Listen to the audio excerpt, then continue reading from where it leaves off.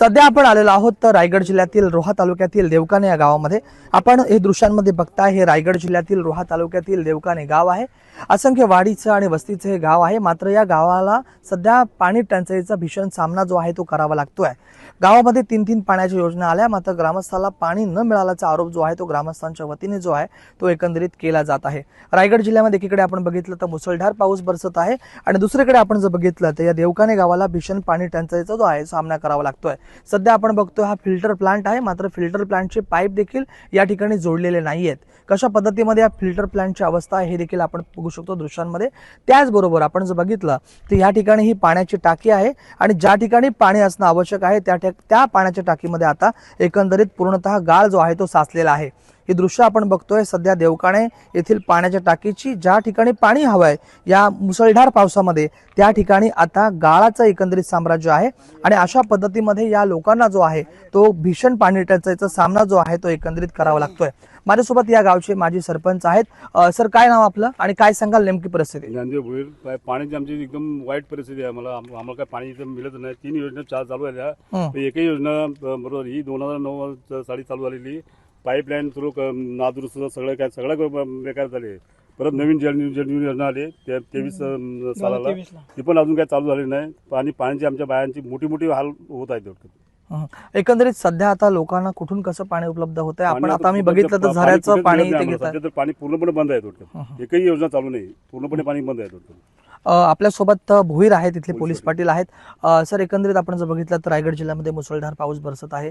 रोहा तालुक्यातील आपलं गाव आहे। आपल्याच रोहा तालुक्याच्या या गावाच्या काही अंतरावरतीच आपण जर बघितलं तर एक धरण देखील आहे, मात्र आपल्याला इथे पाणी टंचाईचा सामना करावा लागतोय। आमच्या देवकाने गावामध्ये भारत निर्माण योजना 2009 मध्ये आली। ती 9 मध्ये आतापर्यंत व्यवस्थित चालू होती। मग परिस्थिती निर्माण अशी आली का ती नादूर 15 ते 16 वर्ष झाल्यामुळे टाकी बाद झालेली आहे।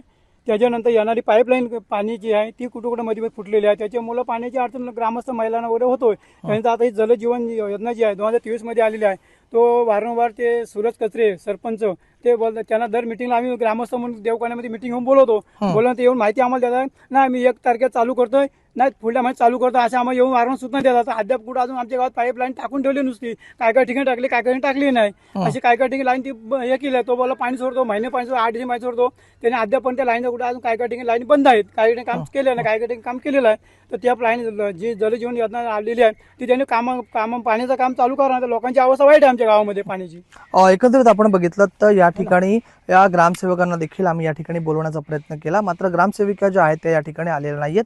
अधिकतम ग्रामस्थ आपल्यासोबत आहेत, त्यांची देखील आपण प्रतिक्रिया घेण्याचा प्रयत्न करूया। सर, असं समजतंय की गावामध्ये 3 योजना आल्या, मात्र ग्रामस्थांना पाणी मिळालं नाहीये। काय सांगाल एकंदरीत काय परिस्थिती? नाही, कसं आहे माहितीये का, आधी एक योजना येऊन गेली, म्हणजे जर योजना आली तर सगळ्या गावाला पाणी मिळायला पाहिजे। तर एक योजना आली ती अर्ध्या गावातच थांबली। दुसरी योजना आली, त्यानंतर ती योजना मात्र सगळ्यांना पाणी मिळालं, बऱ्यापैकी छान पाणी मिळालं। परंतु आता कंडिशन अशी आहे, बरीच वर्ष झाली ही टाकी म्हणजे योजना येऊन, तर ती आता जी पाईपलाईन आहे किंवा टाकी आहे ही आता नादुरुस्त आहे। त्यामुळे त्याच्यात आता याच्या पुढे काय उपयोग होणार नाही। पण ग्रामस्थांना या सगळ्या गोष्टीचा त्रास सहन करावा लागतोय। आपण आता सध्या पाण्याच्या टाकीवरच उभे आहोत, इथली परिस्थिती आपण भयानक आहे। पाण्याच्या टाकीमध्ये चिखल आहे, म्हणजे प्रशासन लक्ष देते की नाही? ठेकेदार तर बाजूला राहिला, पण प्रशासकीय अधिकारी काय करतात? सर्वतोपरी आम्ही गावाले सगळं मिटिंग वगैरे घेऊन सर्वतोपरी आम्ही प्रयत्न करत आहोत। बऱ्याच ठिकाणी अर्ज दिले, सगळं काही केलेलं आहे। आमचे ग्रामस्थ जे आहेत, म्हणजे अर्ज देऊन प्रशासन दुर्लक्ष करते, थोडक्यात आपल्याला असं म्हणावं लागेल। एकंदरीत ज्येष्ठ नागरिक गावातले आपल्या सोबत आहेत। बाबा, काय सांगाल, पाण्यासाठी कशी वणवण करावी लागते? आता आम्ही बघितलं तुम्ही झऱ्याचं पाणी घेताय, काय सांगाल? गावात पाण्याची अवस्था बिकट आहे आणि आता आम्ही इथून पाईप लावून खाली म्हणजे झऱ्याचं पाणी तिथे चालू पाणी आम्ही थोडंसं स्टॉक करण्यासाठी भरून ठेवतो। आपण जर बघितलं तर देवकाने गावाची ही भीषण समस्या जी आहे ती समोर येत आहे। बोला, काय म्हणता? अजून एक मला असं सांगायचं आहे, या टाकीच्या खाली बरोबर माझं घर आहे। या टाकीची जर तुम्ही खालून जर बघितलं तर अवस्था अशी आहे की ही टाकी कधीही खाली येईल। मग एवढं सगळं असताना सुद्धा जर प्रशासन लक्ष देत नसेल तर आम्ही करायचं काय, हा मोठा प्रश्न आहे। गंभीर बाब जी आहे ती आता सध्या या देवकाने गावातनं जी आहे ती समोर येत आहे। एकंदरीत आपल्या सोबत या ठिकाणी काही महिला वर्ग देखील आहे, त्यांच्याशी बातचीत करूया। काय सांगाल मॅडम, काय नेमकी परिस्थिती? अत्यंत दयनीय अवस्था आहे या ठिकाणी। देवकाणे गाव रोहा तालुक्यातील देवकाणे गाव आहे। गाव सुजलम सुफलम आहे. सगळे नागरिक अक्षरशः सुज्ञ नागरिक आहेत.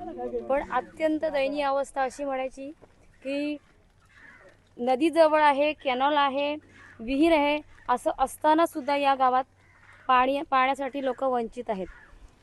पावसाळा आहे, लोक झऱ्याचं पाणी पाईप लावून बॉटल लावतात प्लॅस्टिकची, त्याला पाईप जॉईन करतात आणि आपल्या घरपर्यंत जेवढं पाणी जमा करता येईल तेवढं करण्याचा प्रयत्न करतात आणि त्याच्यातूनच आपल्या पाण्यासाठी उदरनिर्वाह करत आहेत. या ठिकाणी टाकी आहे, ते गाळ जमा झाला आहे पण त्याच्यात पाणी नाही आहे. जलजीवन योजनेचं काम केलं आहे पण गावामध्ये घराघरात पाणी नाही. लेडीज विहीर आहे इथून लांब, पूर्ण दरड आहे गावात आणि त्या ठिकाणी घर आहेत आणि तिथून त्या महिला विहिरीवर जातात, डोक्यावर पाणी आणतात. त्या जवळजवळ 1 ते 1.5 तास लागतो महिलांना विहिरीवरून डोक्यावर पाणी हे चढेपर्यंत. म्हणजे अत्यंत दयनीय अवस्था आहे. अशा कंडिशनमध्ये घरातल्या महिलांनी करायचं काय? अत्यंत भीषण परिस्थिती जी आहे ती या देवकाने गावातनं समोर येत आहे. प्रशासनाची बाजू आपण जाणून घेण्याचा प्रयत्न केला, ग्रामसेवकांना आपण संपर्क केला, मात्र ग्रामसेवक जे आहेत ते या ठिकाणी पोहोचलेले नाही आहेत. ग्रामस्थ या ठिकाणी आले, मात्र प्रशासकीय अधिकारी म्हणून ग्रामसेवकांना क्रमप्राप्त होतं, मात्र ग्रामसेवक या ठिकाणी आले नाहीत.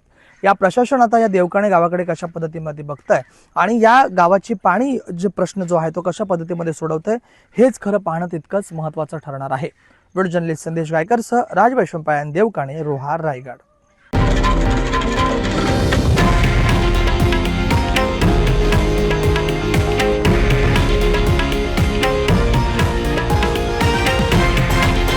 हे आहे देशातील नंबर 1 न्यूज नेटवर्क आणि आपण पाहत आहात TV9 मराठी, एकमेव.